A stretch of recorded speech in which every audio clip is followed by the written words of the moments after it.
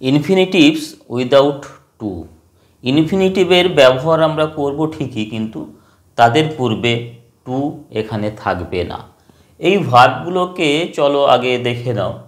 Behold, make, hear, watch, feel, let, see, bid, dare, help, please, need, in the active voice.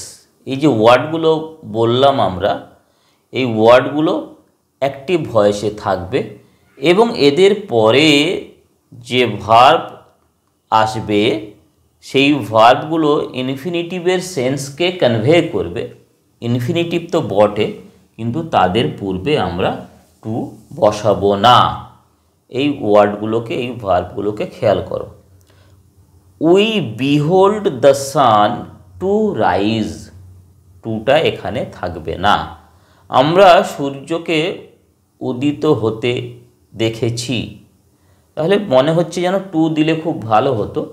টুটা এখানে থাকছে না এই ইনফিনিটিভের পূর্বে। We behold the sunrise. You make me to do it, to এখানে থাকবে না। I hear him to sing a song, আমি তাকে একটি গান গাইতে শুনি। তাহলে মনে হচ্ছে এখানে টুটা বসিয়ে দিই ইনফিনিটিভ, কিন্তু এখানে টু থাকছে না। কেন থাকছে না? যেহেতু হিয়ার রয়েছে এখানে। একই রকমভাবে ওয়াচ, এই ভার্বটাকে খেয়াল করো। Brother watches me go there, to go করব না। Can you feel your body, to move করব না, শুধু মুভ করব। Can you feel your body move. Let us speak.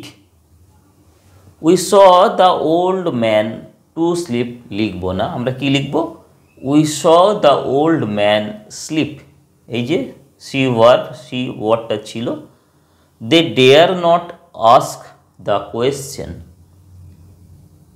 Help him to carry the load.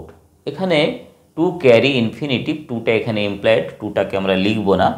যেহেতু হেল্প এই ভার্বটা রয়েছে, এই ওয়ার্ডটা এখানে রয়েছে। Help him carry the load. Please go there. You need not to go there করব না, কি করব? You need not go there. তাহলে behold, make, hear, watch, feel, let, see, bid, dare, help, please, need, এদের পরে infinitive থাকলে সেই ইনফিনিটিভের ক্ষেত্রে আমরা টুটাকে ব্যবহার করব না।